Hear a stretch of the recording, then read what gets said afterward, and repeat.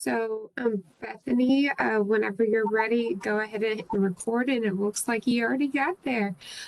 So, good morning, and maybe even good afternoon for any participants on the East Coast. If you're with us, we are so very appreciative of you joining us. And without further ado, we're going to go ahead and get started with today's technical assistance training, mindful merging, centering radical wellness and self-care for those who are impacted by HIV and AIDS. And without further ado, I know you all are not here for me, or you're here to support us with C2P, but you are here to see and hear the wonderful Dr. Orisha Bowers speak on her technical assistance training today. And again, thank you so much for being here. And please, for our audience, make sure you're on mute and your cameras are off, and unless you come off mute and speak with any questions or any interaction that is welcome during the presentation. Again, thank you for being here, and we'll go ahead and get started. Now over to you, Orisha. Thank you. Thank you. Hello, everyone. Hello, hello, hello. And thank you so much for being here in this space. As we embark on this virtual gathering, I want to give us an opportunity to all come together in this space. So if you will, use your ears and lower your eyes gaze from the camera. You just need to hear. I won't be showing anything. And for the next few moments, I want to take you on a journey. We're going to go to a room, and it is our room of abundance. In this room, I want you to imagine that it is all white, bright light. All white, bright light surrounding you, filling you up, covering you from the top of your head to the soles of your feet.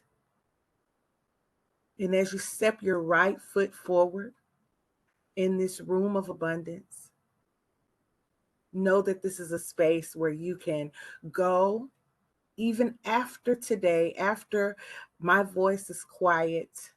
You can bring yourself back to this place. Now step your left foot into this room of abundance and just take a little walk. Notice in this room that there is everything that you need to make it to your next destination. Whether that destination is just to the end of this call, or if that destination is to the end of the week, or if that destination is a goal that you have in mind, or an intention that you have set, a resolution that you've made, or a promise that you've made for yourself. Whatever that goal is, in this room of abundance is everything that you need. It's a familiar place to you. You've been here before. You were born from this place of abundance. And so over to your left, notice that there's a big jar of humor, right? Sometimes you have to laugh a little. Sometimes you have to laugh to keep from crying. Sometimes you have to just laugh to make yourself feel better. Grab you a dash of humor to soften the rough places on your journey to your destination. And at the bottom of the shelf on the right side of you, there's a jar of courage. Grab a dash or a couple of dashes of courage, because we have to be brave in this work that we do, in the helping work that you do, in the important, life-changing, life-saving work that you do. May you continue to be brave. So refill your courage cup.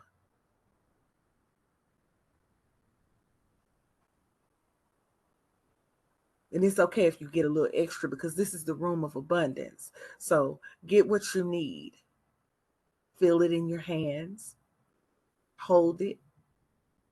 You have what you need in this space. Now we're going to turn to our left and go down the aisle of forgiveness. And the first person that we're going to lay on the shelf to forgive is ourselves. Going to forgive ourselves for anything that we need to forgive ourselves for in this moment. We're going to let it go. And because we gave ourselves a little bit of forgiveness, we're also going to pick up a few bags of love. They come in a 10-pound bag, but grab yourself a couple of bags of love. One is for you. That's your bag. And then maybe you might have enough room in your basket to give a little love away to some other people.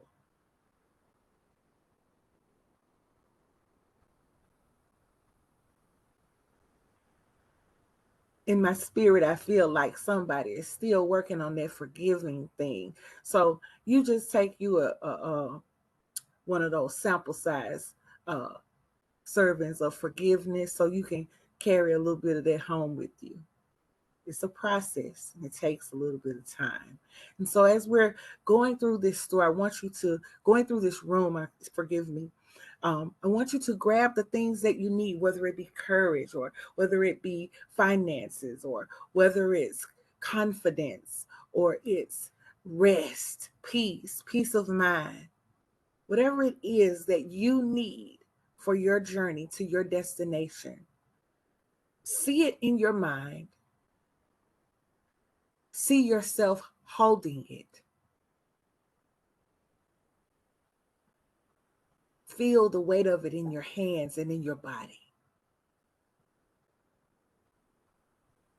And because we're a little bit short on time today, I want to remind you that you can come back to this space whenever you need to, whenever you need to.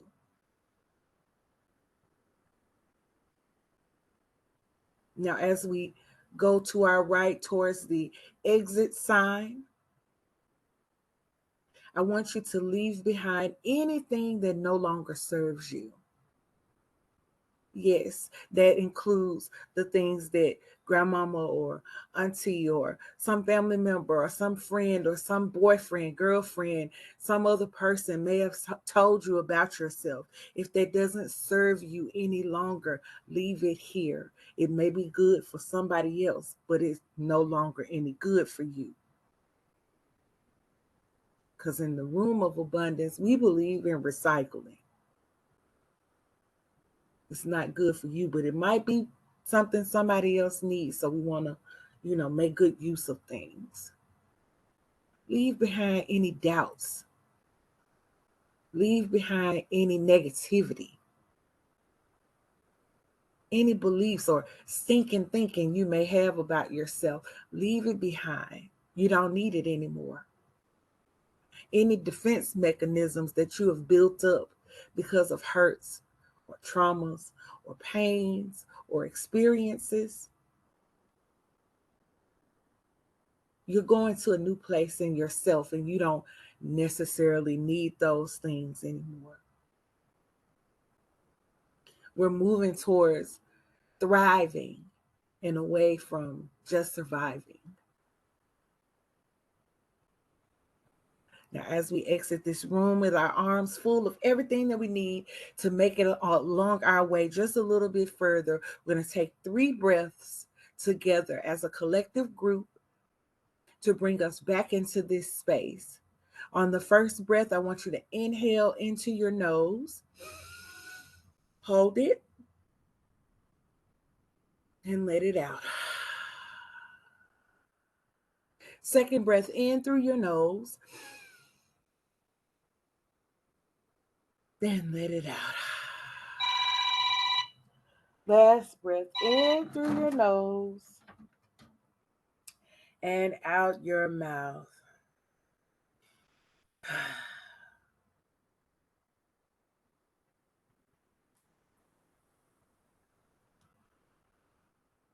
Bring yourself back into the space. back into the space. And we'll go to our first slide. Thank you, everybody, for joining us today. I'm assuming most of you are participating in this workshop for the first time. So I want to share with you some guidelines or some guardrails to keep you safe in this experience. As we're moving through this space, there may be some parts of the conversation that may get a little jagged. I want you to make sure that you take care of yourself and do what it is that you need to do. Feel free to keep your camera on pause. Make sure that you know within yourself that this is a judgment-free zone. And we've given self-judgment a really long extended vacation. Okay, because it's important for us to be very kind to ourselves as we do the work that we do as helping people. Next slide.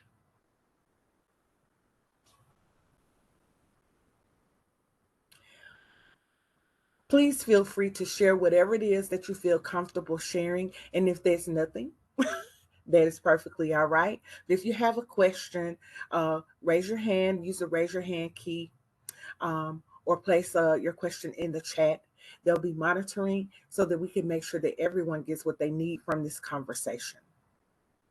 Please be open to this moment for whatever comes up for you as a result of being in this space together. Energy doesn't have any boundaries. And so, as you may be channeling each other's energy, you may be pulling on each other for strength, you may be speaking cosmically to each other in this space. Be open to what you receive and feel free to share or just make a note of it within yourself. Notice what is going on, but do take care of your own needs. Next slide. What is mindfulness? Mindfulness is a practice that's at the bottom of this slide, but I want to be very clear that it is a practice. It's not something that people master or perfect. It is a practice that you do on a consistent basis. And it is the practice of paying attention on purpose, right? So there is a lot of ideas that people have about mindfulness. It's an ancient practice. I didn't make it up. Nobody owns it. It is something that was practiced many centuries before I was ever even thought of. Um, you don't have to have any special training per se to be a mindful practitioner. You just need to know the tenets of mindfulness in order to practice it. Um, Again, it's noticing without judgment, and it can be used as a gateway to higher spiritual growth or as a path to balanced living. The applications of mindfulness can be very different depending upon how you want to achieve your goals with it. But there's not a one way to practice mindfulness. So that's the key takeaway here is that no one owns it. Anyone can do it. And it depends upon how you want to use mindfulness to enhance your life. But the key thing is that it's a practice and you never perfect it. You miss the mark. You just begin again. And that's the basis to a mindful practice. Next slide. For this training today, I want you to, as we are in our, with our cameras paused, I'm going to turn on a song. Should be familiar to most of us. Um, One of our ancestors now performed this song, but I want to give you a moment of movement um, with the artist formerly known as Prince. All right. And this is an affirmation that you are a star. All right. Now I'm gonna keep my camera on because I have to demonstrate and make sure y'all on task. But you can do what you need to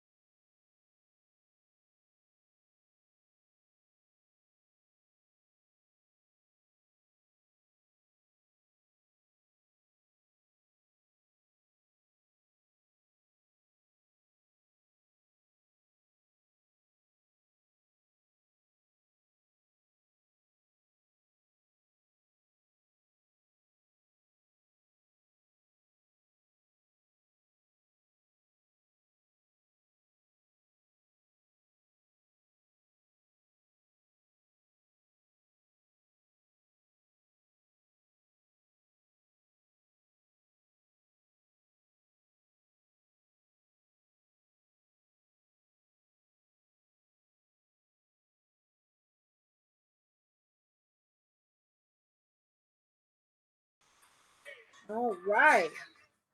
I couldn't see you, but I know you was having a fantastic time doing your intro. Give yourselves a hand. Silent firecrackers, everyone. Silent firecrackers. Yes. Celebrate. All right. So we had a mindful meditation moment in the beginning where we did, yes, lip sync for your life, your whole life. We had our mindful meditation moment at the beginning when we practiced a guided meditation. You can do those yourself. You can record yourself if you like to try your hand at writing your own meditation and then taking yourself on a journey. Or you can find those online on YouTube, Spotify, already created for you. In the very near future, I will be recording my own guided meditations, which will be available for download at some point. However, the thing is that that is a practice that you can do on your own. There are already pre-created meditations that folks have created out there on the internet. And if you want to practice that practice on a daily basis, you can.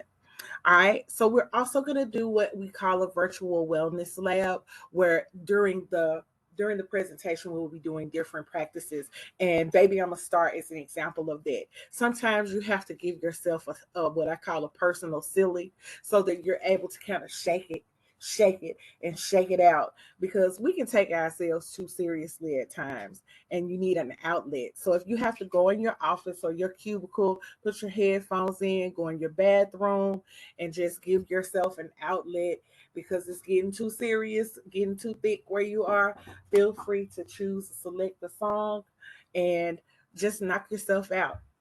Say, who is it? Sorry, y'all. I have a 10-year-old who is we're good, thank you, who is answering the door. Sorry about that. And then we'll do a sensory debrief at the end where we'll talk about some things around our senses. Like, what did you see? What did you hear? What did you feel when you were doing specific things? Next slide. You're right. You're good. Next slide. So, the 7 primary attitudes of mindfulness: non judging, patience, beginner's mind, trust, non striving, acceptance, and letting go. And looking at these particular attitudes of mindfulness, I want you to think about which of these you're already doing. Are there any of these attitudes that you practice now? Are you going with the process, which is the basic definition of being non-judging? I'm not worrying about all of the ins and outs. I'm going with the flow. I'm being flexible. I'm not trying to control the outcomes. Patience. We all know that patience is a virtue, and it is an attitude that we can choose to focus on. But in the chat, if you will place which of these primary attitudes of mindfulness might you already be practicing in your day-to-day life?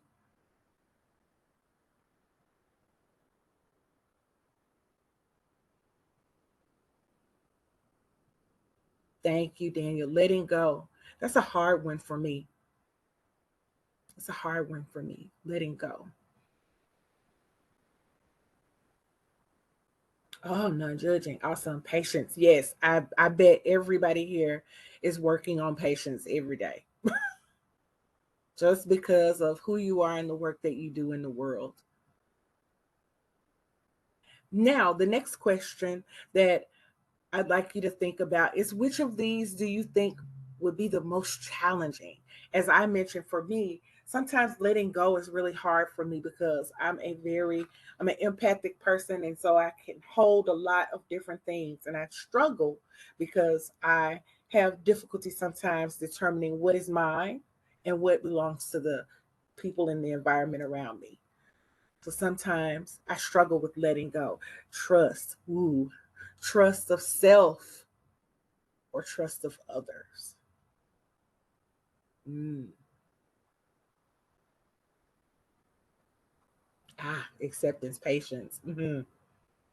It can get hard. It can get hard. And so I encourage us to think about which of these attitudes come as easy to us and which come as a challenge. And my challenge to you is to spend the next day rest of today. Let's do just the rest of today, trying to focus on a mindful attitude that may be a little bit more challenging. So, for those who said you had difficulty with patience, let's try to practice being a little bit more patient today with yourself. Because for me, all of these attitudes of mindfulness are not about other people, they're about you, they're about self. This is self work. So, how can you be more patient with yourself? How can you be more trusting towards yourself? Orisha, how can you practice letting stuff go? How can you practice a non striving attitude towards yourself? This is self love, folks. Next slide. So, what I do is I integrate the primary attitudes of mindfulness into a movement format, and it is called dancing mindfulness. Dancing mindfulness uses the art of dance as the primary medium for discovering mindful awareness, right? So, for me, I try to embody the primary attitudes of mindfulness. So, I want you to give yourself a round of applause because today you are practicing a lot of these mindful attitudes, whether you know it or not, right? So you came on this presentation not knowing what I was going to talk about, but you came anyway. You trusted the process, right? Non striving. You had a beginner's mind. You weren't sure what I was going to do, but you approached it like a newborn baby. When a little kid opens up a Christmas gift, they have no idea what's in there. Usually, no matter what's in there, they play with the wrapping paper anyway.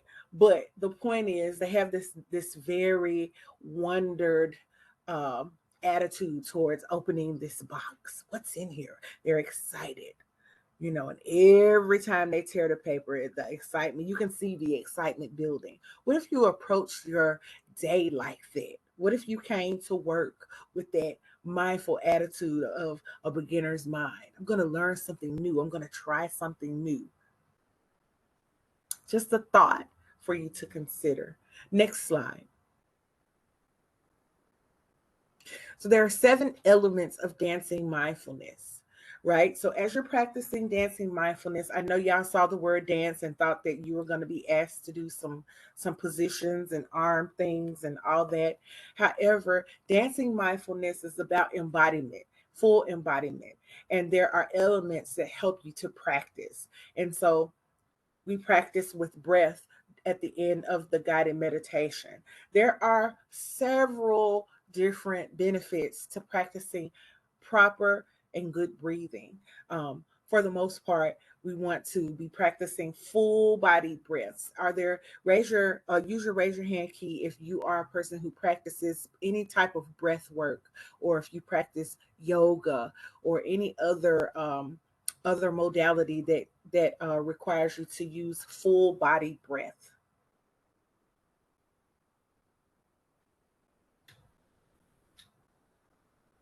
Thank you. Yes. All right. So we're going to practice our 7 elements of dancing mindfulness. So we did our breath already. I want us to think about sound, right? So how do we experience sound in our lives? Do we, besides just hearing people clacking around, do we ever take a moment to just sit silently and notice the sound in the space around us?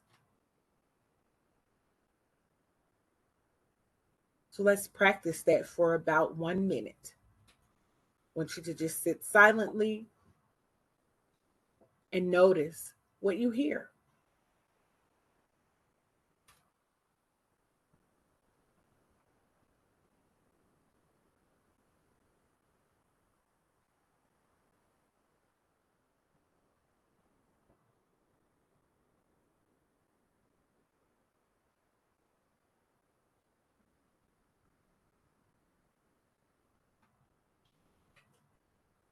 Very good. Very good. Did you notice anything you hadn't paid attention to before? Did you hear anything that you hadn't heard before, you hadn't noticed before? No, it's okay. It's a practice. I want you to practice that. Just taking some time out to notice if you hear the birds singing. Notice your own breath, the sound of the lights buzzing. Yes, if there's sound all around us, even when we think there's no sound. The sound of our own heartbeat, all of that. That tuning in instead of broadcasting all the time that we do as experts, right? We're always in our expert mindset. And mindfulness challenges that. It challenges us not to be an expert, but to notice things that we may not be paying attention to. Next, we're going to think about our body. So I want you to imagine that you're in a corridor, a long corridor that is as wide as your shoulders. If you're claustrophobic, please feel free to adjust your space so that you don't feel closed in, because visualization is very powerful. So I want you to put yourself in a space, in a white space. And imagine you have paintbrushes on the ends of your shoulders. Now, with your shoulders, I want you to paint some red O's on the wall. Red O's with your shoulders. Red O's. Make sure you cover the front, side, and back. Now you're going to reverse your shoulders, painting those O's with your shoulders, going forward in space, back, side, forward. Very good. If you're doing it right, that means you probably got the snap, crackle, pop thing happening. That doesn't mean you're old. It just means you have a lot of loosening up to do. Now we're going to move our paintbrushes to our elbows. And you're going to make those same O's with your elbows.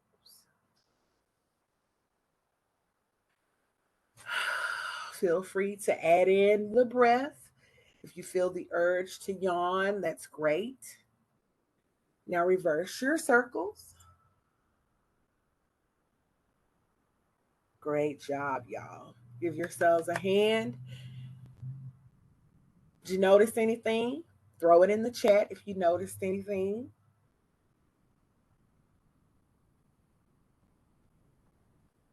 Y'all are like, I can't type that fast. All right. Next, we're going to experience, yes, a lot of tension in the neck, shoulders, and upper back.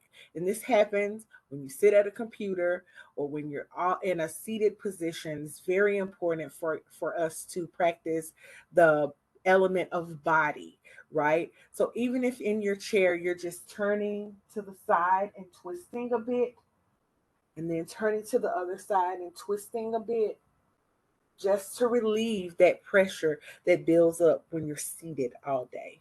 And then for your feet, if your feet are flat on the ground, I want you to, and you can do this with or without an actual object, but it helps if you have something to actually try to grab with your toes, right?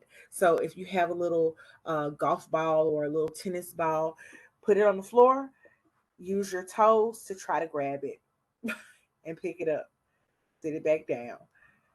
This helps to keep your blood flowing through your body. All right? You want to move your body throughout the day, especially if you're in a high tension situation where you may be holding tension in your body. All right? Story. So, in our guided meditation, I took you on a journey in the room of abundance, and I told you a story during that particular walk. It may have been a story that you believed, or it may have been a story that you were trying to believe. Either way, however much you buy into the story is what it is. But you can use stories, narratives, poems, texts, sacred texts, whatever type of way that you want to use words to help with relaxation. If there are any folks who like to read before you go to bed, um, that is the use of story to calm or to relax or to move your mind into a different space. All right. So reading is a form of mindful practice, right? Some people are reading because they have the intention of learning the content. Some people are using that story to take them on a journey. Either way, if you haven't experimented with using a book or using stories, give it a try. All right. Mind. So, our mind is a very powerful, powerful, powerful thing. Our mind makes things happen, folks. Believe it or not, our mind makes things happen. We say words. I've heard the saying, words create worlds, but the words have to come from somewhere, and they usually come from your heart or your mind. All right. So when we're thinking about practicing mindfulness with our mind, again, it is a matter of focusing on purpose or noticing on purpose with an intention to notice, just to pay attention to what's coming up, not to change anything, not to fix anything, not to make any adjustments, just to notice what's coming up for you. So, in this moment, we're going to practice the idea of mind. And I want you to be brutally honest in the chat. What is coming up for you? What's coming up for you? Brutally honest. Nothing. Why are we here? It's okay to say all those things. What's coming up for you? Lunch. I'm ready to eat. I got 10 appointments. This is stupid. What's coming up for you?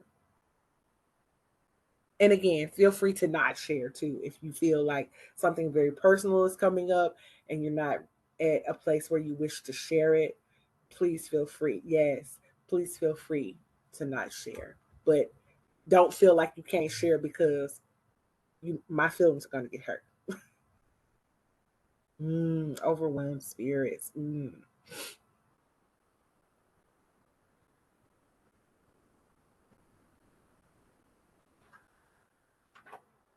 Thank you all. So we're going to try. Yes. Why are we not on the same page? I'm sorry, I didn't see it. Why are we not on the same page in the work that we do? Yeah. Yeah. Dealing with grief. Well, yeah. Mm. Overwhelmed spirits upon me. That's some serious stuff that's coming up for folks. And it's important for us to take a moment to acknowledge the things that are coming up for us. This is people's realities. Some people were brave enough to share theirs, other folks were not. And so I don't make any assumptions about what people say. And I appreciate you all that shared those very, very personal feelings. So I want to just acknowledge that. And I want to invite you as we go into spirit first to know that spirit or spirituality is not about religion. All right. It is simply aspiring or it's knowing that something greater than I is at the helm of things. But it's not about any particular religion. So I want to make sure to disarm people who maybe think I'm getting ready to talk about a specific religion. That's not what I do. However, I do honor all people's walks, all faiths. And so this isn't a slight on that. It's just when we're thinking about spirit in this context, it's that there's something greater than me um, that I can lean towards or that I can look to. And so, in the spirit of that, um, I just again want to invite us to consider um, checking our grace quotient. By grace quotient, I mean giving yourself a little bit of kindness, a little bit of grace as you are grappling with things like grief or grappling with the the disconnect or the divisions within the work that we do. You know, sometimes it gets really hard to stay focused on the main goal. Keep the main thing the main thing. It gets really hard to do that sometimes because you feel like, why? I'm speaking for myself and saying I've been doing work in this arena for almost 25 years now. And there are moments for me where I say, why am I doing this? Why am I still doing this? And then I have to go back and say, you know what? You need to be a little bit kinder to yourself. You need to give yourself a checkout slip today. You need to go somewhere and sit down and get you some rest or get you what you need so you can come back and be good for not only others, but be good for yourself. And so that's my challenge to those of you who are grappling with some of these very difficult feelings and difficult situations, questions that you're asking is give yourself a grace quotient adjustment. It's okay to take a step back for 10 minutes, 30 minutes a day. It's okay to step back and take care of you for a minute and then go back to all the other things and all the other people. Because you cannot pour from an empty cup. You have to pour into self and surround yourself with people who pour into you. All right. So, with spirit, I want to share a card that I pulled from my mindful messages, handy dandy mindful messages box. I pull a card every single day, and I wanted to pull a card for this particular meeting. So, I pulled a card that is entitled Guidance System, and it reads, I love using my emotions as a guidance system. They show me how close or far away I am from what I want. When I'm feeling joy and doing the things I love, I'm in a state of allowing for my desires. I notice when I'm feeling low vibrational thoughts and shift them to release resistance. Take good care of yourselves and make sure you pay close attention to your thoughts and feelings. Honor them. If you're tired, you're tired. If you're not feeling people today, take off or take a long break. Then come back again tomorrow after you've rested. Lastly is fusion. Fusion is the combination of any of these elements all together. And so we use story, mind, and breath in our guided meditation. However, we also use body and sound when we painted our red O's. And some of us may have used breath too. I know I use breath because I'm kind of stiff. And so I have to practice some full body breathing. Next slide.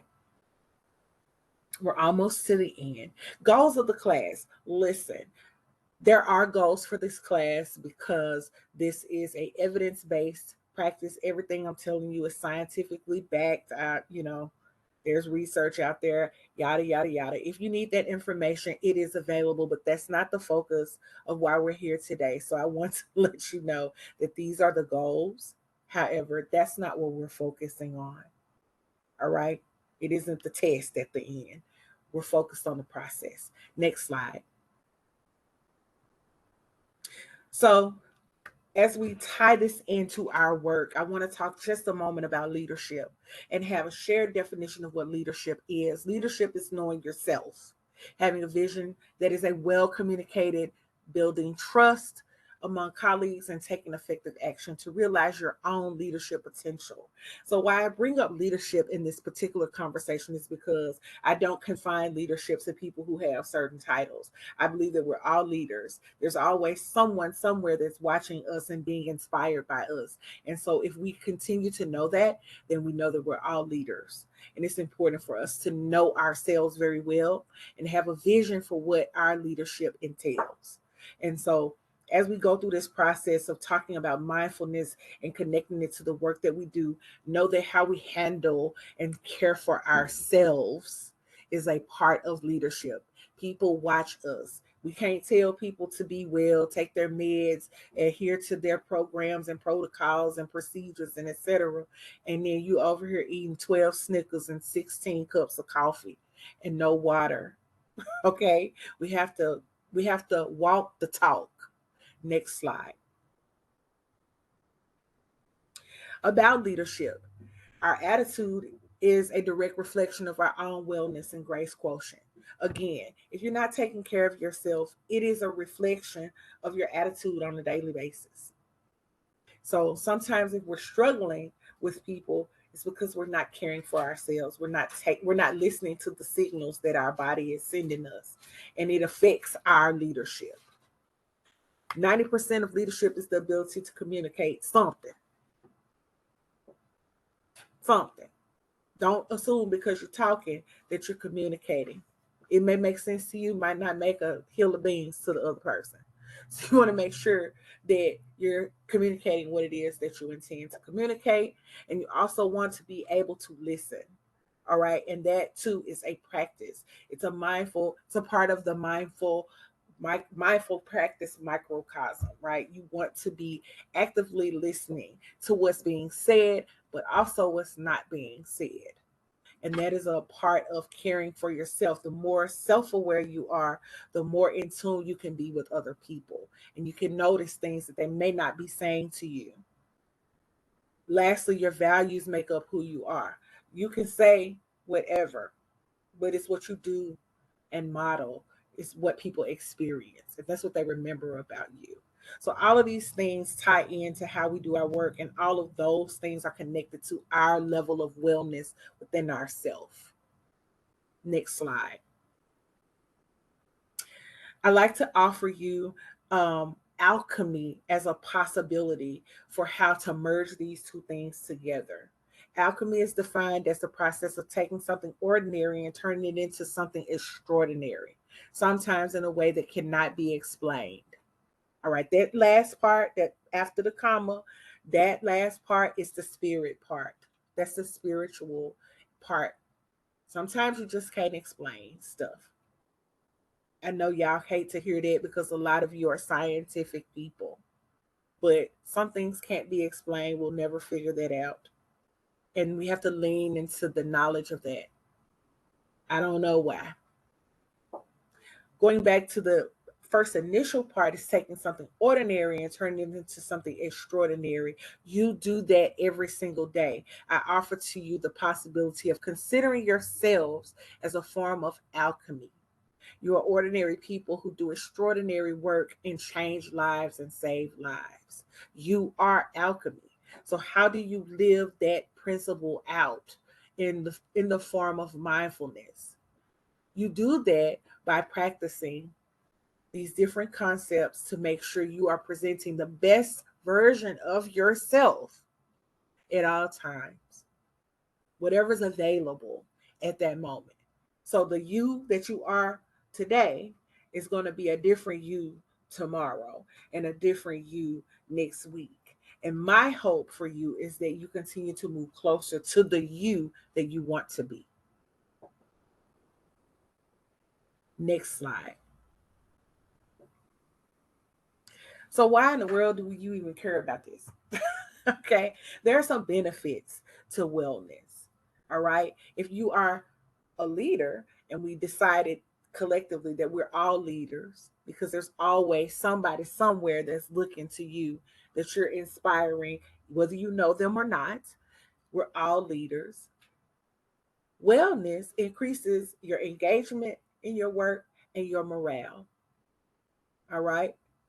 So is for those who are in the management realm, if people are well, it lowers turnover and attrition rates. It lowers cost because you're not hiring and rehiring and rehiring and retraining.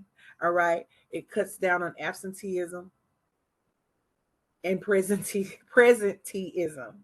Right. So sometimes people are not feeling it, but they at work anyway. People are engaged. They want to be there. All right. And so, yes, presenteeism is a word. Um, and it's a thing that, right, we have people who are at work and they just there and they not really there though. We want to cut down on that.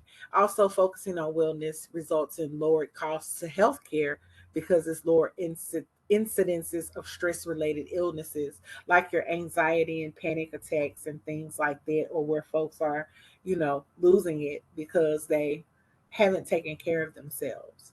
All right. So when you think about, why you might implement some of these different practices within your workplace or within your workday, or why you might want to let your employees have a self-care room, or why you might want to have like a quiet time in the office, or why you might want to do a group walk, things of that nature, is these are the benefits of doing that. It helps people to be better versions of themselves.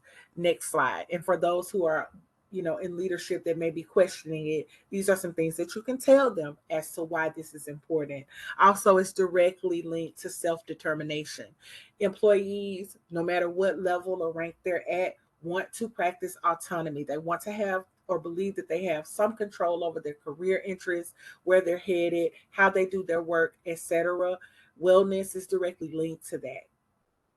All right. What in the world is self determination?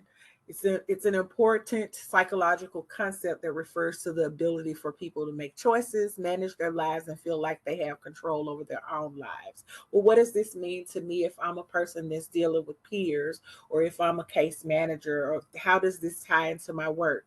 You want to replicate those same feelings within your patients, even though the individual is under your care. You still want them to be engaged and you want them to be a partner in care. And so you want to evoke those same feelings of self determination. So you're encouraging them to take good care of themselves and be well, not just be medicated, which is also important, but also to be well and have practices and skills that help them to be well when they're under pressure, when they're stressed out, when they've lost someone, when they lost a job, when they're, when things are not going right. So it's a give and take depending upon who we're talking about and how you're connected to the work. But in order for us all to be better, we all have to do these things. All right. Also, engaged individuals with higher levels of wellness are those who possess three key elements of self determination. When individuals must engage with challenge, must manage these challenges, it can be much more difficult or impossible for them to be fully engaged at work. Okay, so if you're going through something at home, or if you don't have a home, it's a whole lot more difficult to focus on care. I'm not. I, the last thing on my prep is the last thing on my mind when I don't have a meal to eat or I don't know where I'm going to live. And so, as much as we can help people to strive towards wellness and to gain and strengthen these skills, we can help them to cope better when they face those situations and continue to prioritize their health. I said a lot, happy to repeat things. Next slide. Autonomy. These are the three key things. Autonomy, a sense that one has some choice as to how they will go about their day and execute tasks, projects, go about their life, right? So oftentimes in the helping profession, we like to think that we are extending autonomy to people or that we are giving people autonomy. Autonomy is something we're born with. No one can give it to us. As caregivers, we might have difficulty honoring people's autonomy, but we do not give them autonomy. They have it already. Competence or the ability to set and achieve realistic goals that allow for growth and mastery, right? Can they actually comply with their plan of care? Are we giving them things that they can realistically do? Last, connectedness. Or if we want to switch from patients and go back to employees, can they reach their goal? Are they going to be able to see the 150 people? Are they going to be able to recruit the 75 people for the group? Is everybody going to complete the program? Like, is it realistic? Sometimes when we are going after grants or we're going after these, it's not realistic. We just keep trying to up the number because we got this number last year and the funder wants to see more people and more people and more people and more people. But maybe we need to allow ourselves to be brave and say to funders, no, we really want to do something really well. And so we would like to talk about how we can have a realistic goal here. More is not always better. Right? I know I'm pushing on some people's buttons right now, but it's going to be all right. It's going to be all right. It's going to be all right. All right. Connectedness, or a sense that one belongs to the space they are in. And can interact authentically with others. When they come to your space or when your staff comes in, do they have a voice? Can they be honest? Can they ask questions? Can they say no? Because no is a whole ministry in and of itself. And some of us in our quest and on our journey towards wellness need to learn the power of no, the gift of no. Give the gift of no. I can't do it. I'm not going to be there. Find somebody else to do it. Give the gift of no because you're already spread too thin. Can people be authentic? Can they show up in a space that they feel like they belong in? And and can they interact authentically? Because when people are able to be authentic, they're able to then start to shed some of these things that's going on that keep them away from wellness. Same thing goes for the workplace. If you're at a workplace and you can't be yourself and you can't be honest and you can't push back and you can't ask a question and you got to be perfect, that's not healthy. Next slide. It's getting real deep. So what's the point of it all? All right. The point of it is that well leaders can support individuals, personnel, and encourage these aspects of self-determination individuals by allowing them to be active in their own development, provide meaningful feedback, and offer support and encouragement. When the individuals who make up the organization, whether they are whoever they are, feel supported, morale, engagement inevitably increase. The more well you are, the better you are for your work. Thank you, Sam. Next slide. We're almost to the end, folks. Burnout. Make sure you know the 5 stages of burnout. And if you find yourself anywhere on this chart, please consider practicing some mindful practices. Next slide. These are some types of practices that you can do that are connected to the elements of the earth, right?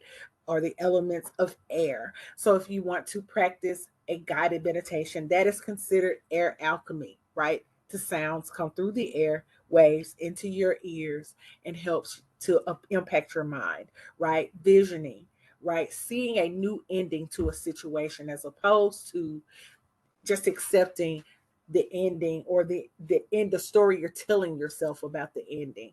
Reimagine or re-envision a new ending for your stories. Water alchemy.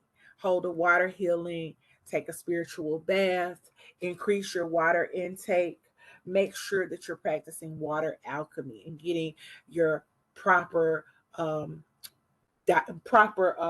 water intake per day, right? We're mostly water as human beings. And so it's really important for us to practice water alchemy.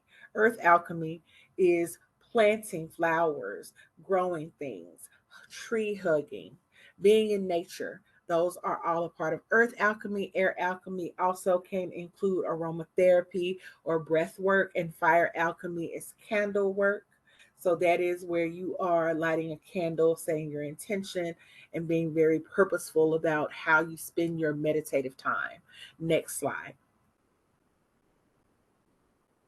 Expressive arts are another form of mindful practice. The term expressive art refers to anything such as dance, writing, visual arts, drama, music, or other creative outlets such as gardening, decorating, fashion, etc. These are all things that you may potentially already be doing within your day. However, there are other options in your toolbox for how you can practice wellness and practice these wellness activities with a mindful attitude. Next slide. This is just some really happy faces of people who have gone through this same thing with you, and they were looking crazy at the beginning, but at the end, this is how they chose to show up and take this picture. Next slide. If you want to continue this work or have deeper conversations, you can reach me on any of these platforms. I'm also on social media. You can reach me there. Elizabeth has my information. Also, if you have other additional questions after this conversation, next slide. I also provide and do Reiki infused products. So I do sell mindful products such as candles, bath teas, essential oils, and things of that nature. Just reach out if you are in need of any of those things. Next slide. If you want to become a certified facilitator, I am a certified trainer through the Institute for Creative Mindfulness. If you are interested in becoming a facilitator of dancing mindfulness, please feel free to reach out. I can train you myself, or I can connect you with another person if you prefer to have someone else. Next slide. I thank you so much for this opportunity to meet with you all today. If you'd like to meet with me in person, I will also be participating in the Out Memphis Black History Month Health and Wellness and Spirituality event today from 3 to 7 at the Boys and Girls Club Training Center on Walker, right near Lemoyne on College. Please do feel free to come over and practice and play. Thank you so much. And I'll turn it back over to your host. Hey, Orisha, did you want to do the sensory debrief check-in? I will. I wasn't sure Okay. if you needed to go ahead and wrap up. So basically, the request is place one thing in the chat that you saw, heard, felt within yourself. One thing that you saw, heard, or felt within yourself during this session. Just want you to check in with yourself and feel free if something personal is too personal, feel free not to share. Um, just want to check in on you, make sure you're all right.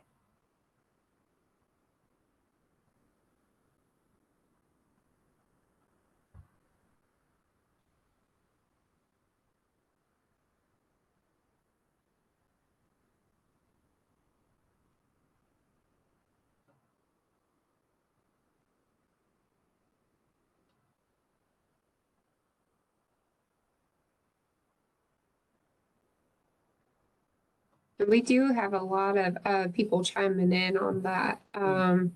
So you do have someone that's a light woman. He said, I need to learn the power of no. That's strong.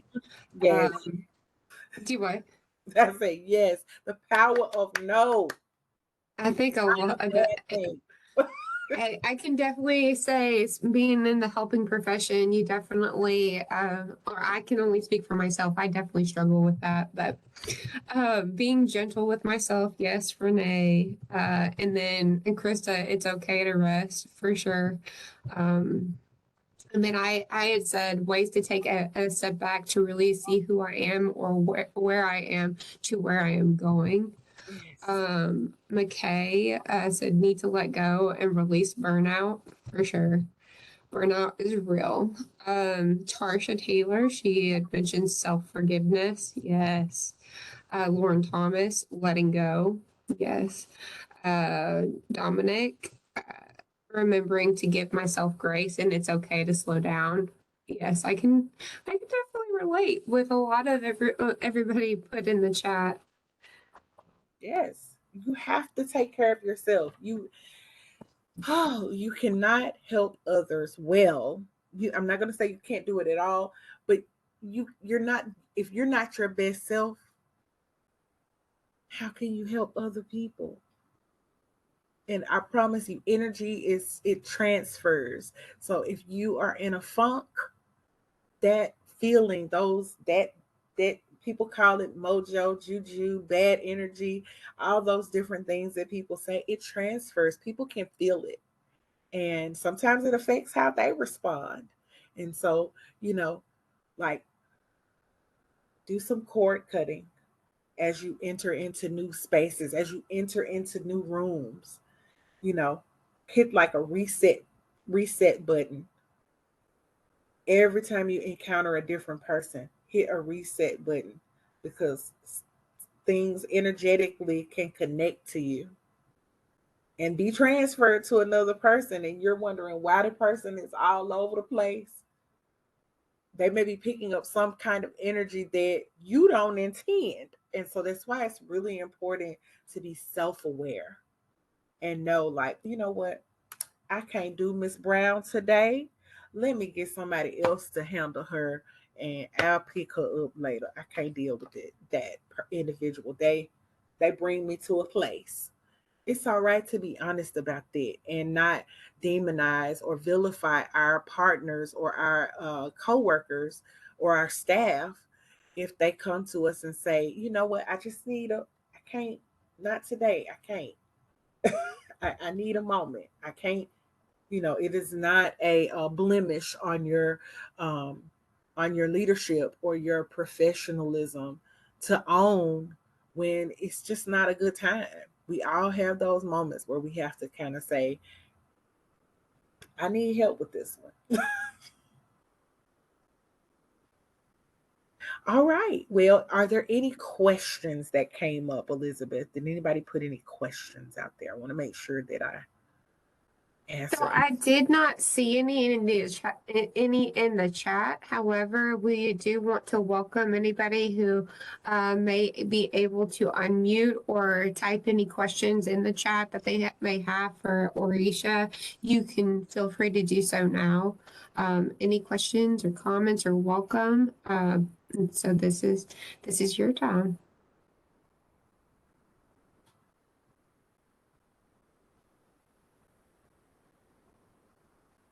Okay. Marjorie, she said, great job, Dr. O.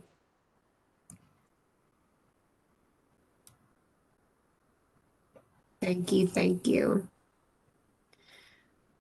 All right, well, we've got some crickets, but if nobody has anything, I do want to go ahead and definitely, yes, Krista, thank you. And thank you, Orisha, for being here, for doing this training with us, for really kind of helping recenter. I know a lot of there's been a lot going on in Tennessee, especially within our field of work, and taking a step back and really breathing. Honestly, I can 100% say that's something that I felt. And Daniel had said, "Thank you for this training. It was so needed." Definitely agree with you.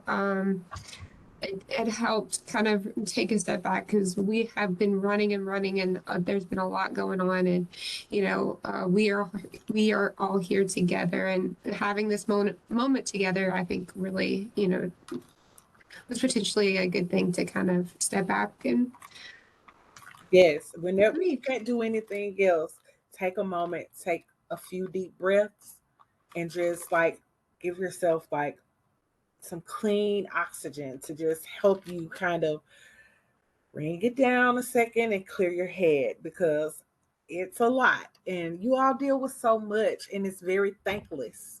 And so I can't emphasize enough how important it is for you all to take care of yourself, because we all know nobody's beating down the door to do the kind of work that you all are doing, um, and doing very, very well, and so if you're not there, who's going to be there to do the work that you do? Who's going to be able to bring your amazing alchemy to the world?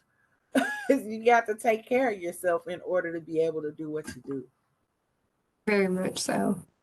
Well, again, I appreciate you, Orisha, for taking the time to do this with us and provide this for our community. As Daniel said, I will share his sentiments. It was so much needed.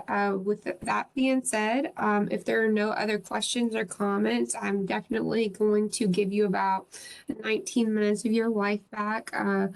And you all have a great day. Hoping to see a lot of you all at the event this evening. As Dr. Bowers had mentioned that, she's planning on attending the Black History Month event by Out Memphis this afternoon. So hoping we'll see a lot of you all there. With that being said, Bethany, you can stop the recording on your end.